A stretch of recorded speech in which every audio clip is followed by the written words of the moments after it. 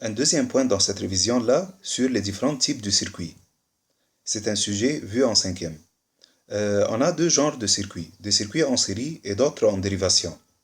Qu'est-ce que ça veut dire des dipôles reliés en série? Prenons un exemple ensemble. Là, on a deux lampes.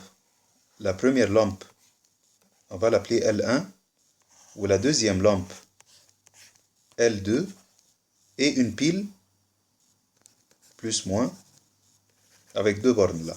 Qu'est-ce qu'on va faire? On va ramener trois fils crocodiles. On va relier en fait la pôle positive de la pile avec la première borne de la lampe L1. Puis on va relier la deuxième borne de la lampe L1 avec la première borne de la lampe L2 par le deuxième fil crocodile. Et finalement, on va relier la deuxième borne de la lampe L2 avec la pôle négative de la pile. À la fin, on a fabriqué une seule boucle. Donc, un circuit qui possède une seule boucle, on va l'appeler un circuit série. C'est quoi le problème d'un circuit en série? Si par exemple la lampe L1 grille, ça va représenter à la fin un circuit ouvert. Maintenant, le courant ne peut pas circuler. Pourquoi? Parce que la lampe L2 dépend du fonctionnement de la lampe L1. Si la lampe L1 grille, la lampe L2 ne peut pas fonctionner. Donc, si un dipôle ne fonctionne plus, il ouvre la boucle, le courant ne circule plus. Un deuxième genre de circuit utilisé là, les circuits en dérivation. Qu'est-ce que ça veut dire des dipôles associés en dérivation? Prenons ensemble l'exemple. Là, j'ai une pile à deux bornes, une première lampe que je vais l'appeler L1, une deuxième lampe que je vais l'appeler L2. Qu'est-ce que je vais faire? Je vais ramener des fils crocodiles. Je vais relier en fait la pôle positive de la pile avec la première borne de la lampe L1 et de même avec la lampe L2. Puis je vais ramener d'autres fils crocodiles. Je vais relier la pôle négative de la pile avec la deuxième borne de la lampe L1 et aussi avec la deuxième borne de la lampe L2. Comme vous voyez là, on a deux boucles. Puisque on a deux ou plusieurs boucles, alors on appelle ce circuit un circuit en dérivation. Fais attention, la branche où se trouve la pile, je l'appelle la branche principale. Ça, la branche principale. Très bien. La branche où se trouve la première lampe, je l'appelle la branche dérivée numéro 1. Ou la branche où se trouve la deuxième lampe, je l'appelle la branche dérivée numéro 2. Très bien. C'est quoi l'intérêt d'utiliser en fait les circuits en dérivation? Il te dit en fait les dipôles ne dépendent pas l'un de l'autre. C'est-à-dire, si par exemple un des deux lampes grille, ça va représenter un circuit ouvert, l'autre va fonctionner normalement. Pourquoi? Parce que le courant se partage entre les deux branches dérivées. Prenons le cas où la lampe L1 grille. Là, par exemple, la lampe L1 grille, donc, ça va représenter quoi? Ça va représenter un circuit ouvert. C'est pour cela que maintenant, je vais effacer la première lampe. C'est un circuit ouvert. Le courant qui se trouve là est égal à 0. I est égal à 0. Mais fais attention, le courant qui vient de la pile va rentrer dans la deuxième branche dérivée numéro 2 et la deuxième lampe va s'allumer sans aucun problème. Donc, les dipôles associés en dérivation fonctionnent indépendamment. Très bien. Une troisième partie là, dans la révision sur la sécurité électrique. La sécurité électrique. On va étudier ensemble qu'est-ce que c'est un court-circuit. C'était un sujet vu en cinquième. Tout simplement, si on ramène une batterie, plus, moins, à deux bornes bien sûr, et on a relié les deux bornes, la pôle positive et la pôle négative, ensemble avec un fil de connexion, un fil crocodile par exemple. Qu'est-ce qui va se passer? Tout simplement, le courant va circuler de la pôle positive vers la pôle négative.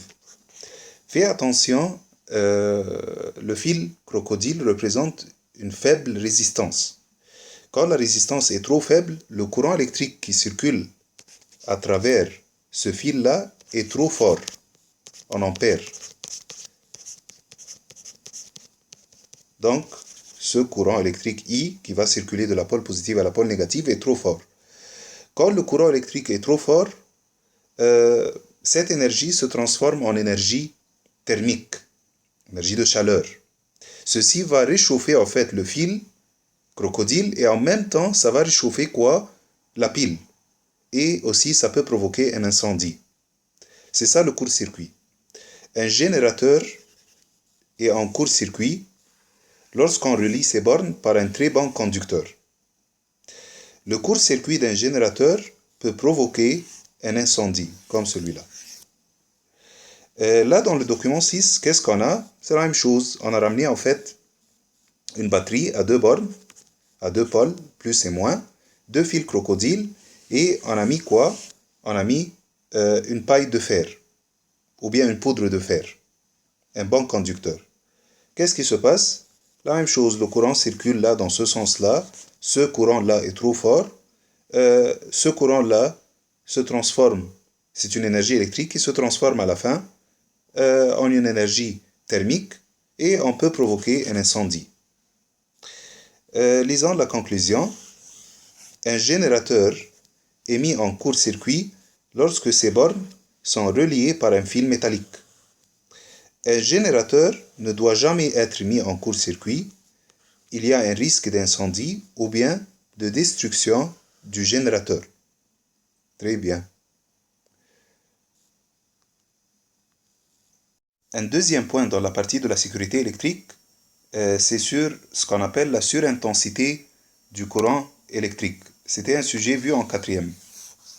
Mais avant de définir ce que ça veut dire la surintensité, on va étudier ensemble un composant électrique qu'on va l'appeler le disjoncteur.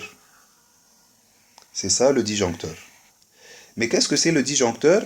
Le disjoncteur, c'est une sorte d'interrupteur, mais un petit peu spécial.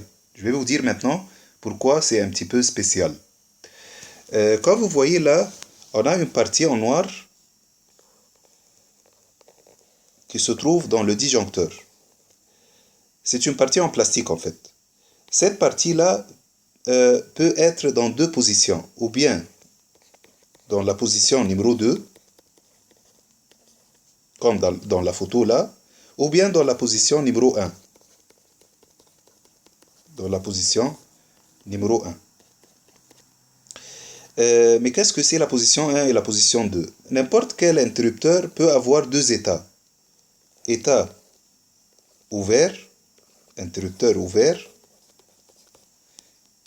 ou bien interrupteur fermé. Dans le cas de l'interrupteur fermé, le courant circule. Alors, on a là un courant en ampères.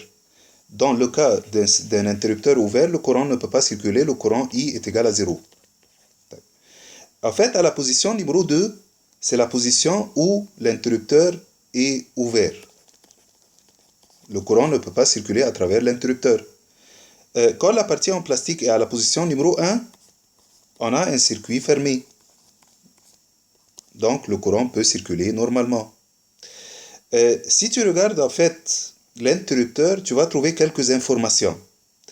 Parmi ces informations-là, vous allez trouver en fait un courant électrique de tel nombre. Supposons qu'on va trouver 20 ampères inscrits sur les informations de disjoncteur. Donc, ce sont quoi les 20 ampères? En fait, l'interrupteur ou bien le disjoncteur fonctionne automatiquement. Mais comment? Si le courant électrique est moins que 20 ampères, alors l'interrupteur va être toujours dans la position numéro 1. C'est-à-dire le circuit va être fermé où le courant peut circuler. Donc, une valeur moins que 20 ampères, le disjoncteur va être toujours à la position 1 et le courant peut circuler normalement, sans aucun problème.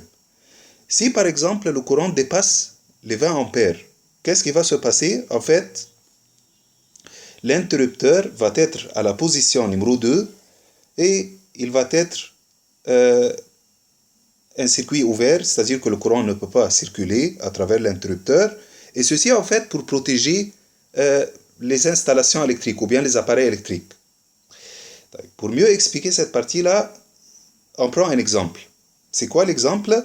Moi en fait, j'ai une multiprise. Qu'est-ce qu'on fait avec la multiprise? On peut brancher plusieurs appareils électroménagers en dérivation. Et la tension de la prise secteur, c'est de 130 volts. Prenons le circuit, là c'est le circuit de 130 volts, et puis on va mettre en série le disjoncteur qui a comme valeur limite 20 ampères. Okay? Puis à partir de cette partie-là, en fait, c'est la multiprise. On va brancher quelques appareils électroménagers, par exemple lave-linge, lave-vaisselle, quoi que ce soit, climatiseur, quoi que ce soit. D'accord? Supposons que le premier appareil va consommer 5 ampères, I1. Et deuxième appareil, I2, 4 ampères. Troisième appareil, I3, 10 ampères. Et quatrième appareil, I4, 2 ampères. Puisque ce sont tous des appareils en dérivation, donc le courant qui se trouve là, I, va être égal à la somme des 4 courants. I1 plus I2 plus I3 plus I4. Faisons le calcul. 5 plus 4, 9 plus 10, 19 plus 2, il va me donner combien? 21 ampères. 21 ampères. Fais attention, les 21 ampères dépassent en fait la valeur inscrite sur le disjoncteur. Qu'est-ce qui va se passer en fait? Le disjoncteur va passer d'un état fermé, de la position 1, à la position 2. Maintenant va être quoi? Un circuit ouvert. Mais pourquoi en fait? Pour protéger en fait les fils de connexion et les installations électriques et les appareils. Parce que le courant électrique a dépassé les 20 ampères inscrits sur le disjoncteur. Donc pour protéger les fils électriques qui s'étendent dans les murs et aussi les appareils électriques, le disjoncteur va passer d'un interrupteur fermé à un autre interrupteur ouvert. Et le courant ne peut pas circuler, et ceci en fait pour protéger les appareils. Lisons ensemble là, protéger une installation domestique, disjoncteur et fusible. Disjoncteur et fusible. Dans une installation domestique, tous les appareils sont branchés en dérivation. Pour protéger les installations électriques des surintensités, là c'est le mot surintensité. C'est-à-dire quoi surintensité? C'est-à-dire une intensité qui dépasse la valeur de l'intensité du courant électrique prévu. En fait, dans l'exemple là, c'était prévu que le courant électrique qui circule dans la branche principale, 20 ampères. Si le courant dépasse les 20 ampères, l'interrupteur sera ouvert. Automatiquement, en fait, il possède un capteur qui peut mesurer le courant électrique, ou si ça dépasse une certaine limite, il va passer d'un circuit fermé à un autre ouvert, automatiquement. Là, continuons ensemble. On utilise des coupes-circuits. On appelle en fait ça un coupe-circuit. Le disjoncteur, c'est un coupe-circuit. Ou bien un fusible. En fait, le fusible, comme celui-là, ça fonctionne de la même logique. Mais comment? C'est un fil très mince qui se trouve dans un tube en verre. Si par exemple le courant dépasse la valeur inscrite sur le fusible, alors ce fil-là va se couper, en fait, va se griller, et le courant ne peut pas circuler à travers le fusible. Pourquoi on met le fusible? Pour protéger les équipements électriques. On a terminé en fait la première partie de la révision euh, dans la partie de l'électricité. Et on va continuer en fait la deuxième partie dans d'autres vidéos. Merci et à la prochaine.